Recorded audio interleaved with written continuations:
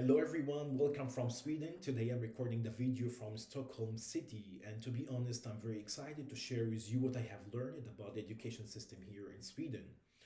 This country actually has great universities including Karolinska Institute, University of Lund, Gothenburg, Stockholm University, and all the programs are designed to launch a student closer to their future career immediately after graduation. But the only problem here is that for international student, it's very expensive to afford the tuition fees and the living expenses.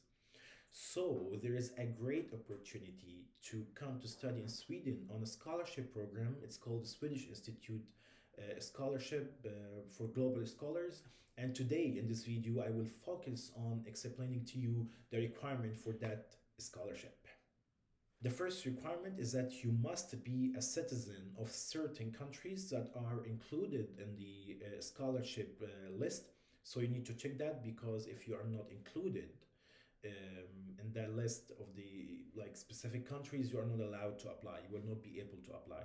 So I will put for you the link to be able to check if your country is included or not included in the list. And this is the first step to be able to check if you will continue in applying for the scholarship or not. The second requirement is to how choose your master program. Because to apply for the Swedish Institute scholarship, you need to go and check the list of the offered master programs that you can apply for, because you cannot just go and choose any program from any Swedish university. No, that's not the case. You need to go to read the list, and you need to really read carefully, because this list has more than 600 programs. For sure, they are all in English across all the universities in Sweden, in different cities, different regions, and also different domains, different programs. So it's very important to focus on that, and you can choose up to 4 programs from the list. You need to read carefully, get up to 4 programs, and put them outside, like in a notebook or on a Word file. So you would have these names of the programs and their codes, because there is a code with each program. There is a code, so you need to get the name and the code, to put them in a notebook or in a Word file, because you will need them later on in the application process when you apply through the university admission website. So just a final statement here is that the priority for the master programs will be given to candidates who will get master degrees in the fields that are contributing directly to the 2030 agenda of the United Nations. And this means the programs that are directly related to the 17 SDGs or Sustainable Development Goals. And if you don't understand or if you don't know about this big deal or big thing in the world now, I will leave for you the comment to be able to understand about the 17 SDGs. The third requirement is a work experience. So the Swedish Institute requires students to have at least 3,000 working hours or professional experience that is equivalent to 3,000 hours in maximum 3 institutions. And actually it's pretty nice, because you count if you have for example a voluntary work or a part-time job or a full-time job. If you can prove that, you can just get a collection of working hours from maximum 3 institutions with for sure minimum of 3,000 working hours, and then it will be fine for you.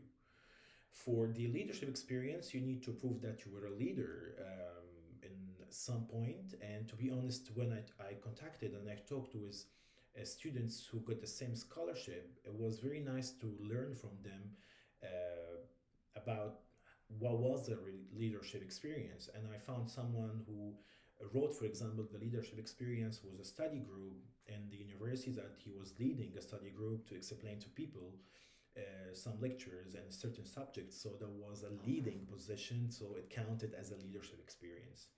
And a different rule, someone who was in a really big company, and he was his leadership experience was that he had a solution for a certain problem, and he gave training for his colleagues. And this way of solving a certain problem, it was applied in the company because of the practice or the best practices that he had to solve certain problems. So there was a leading experience as well.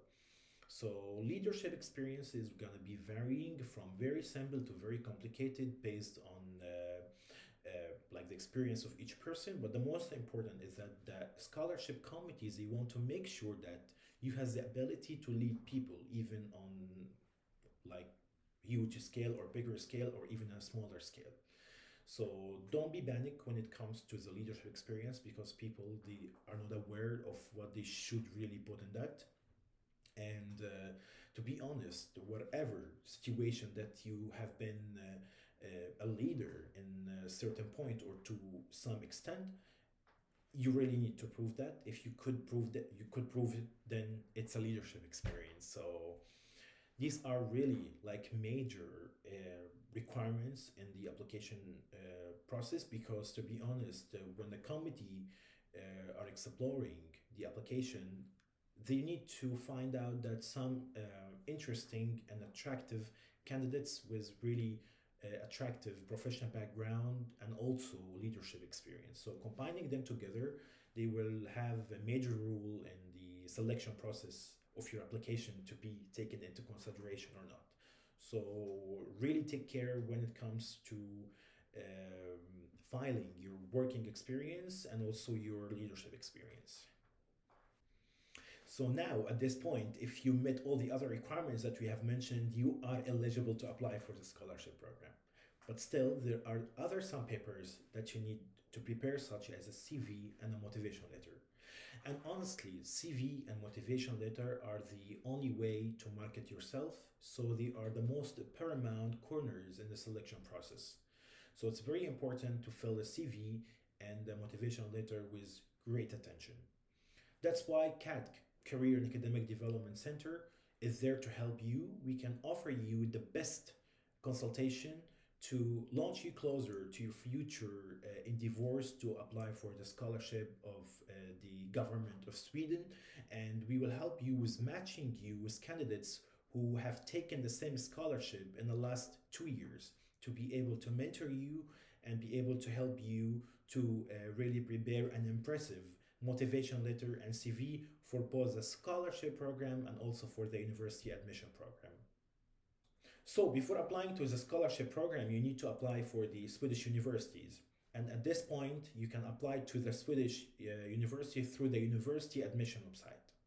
It's for free and you can apply for up to 4 programs or universities.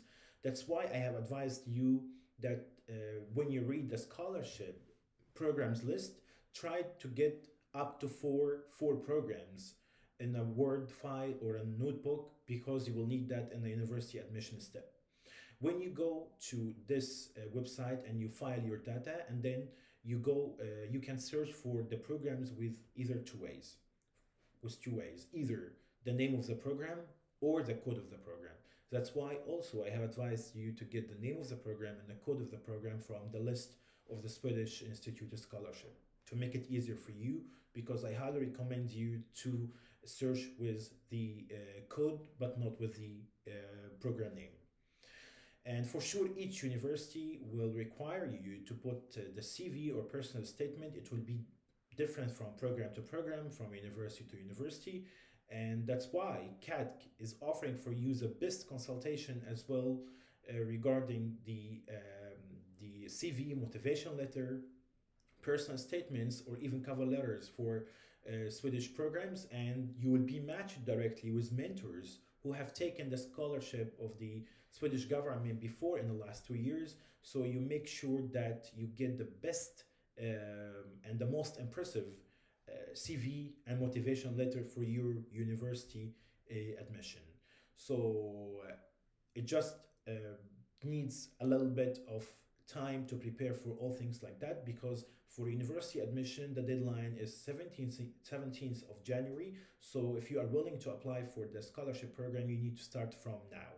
CADC also will be able to help you to choose universities or programs, and we will be able to help you to file your application on the university admission and also for the Swedish Institute of Scholarship. So don't hesitate to contact us if you need any help.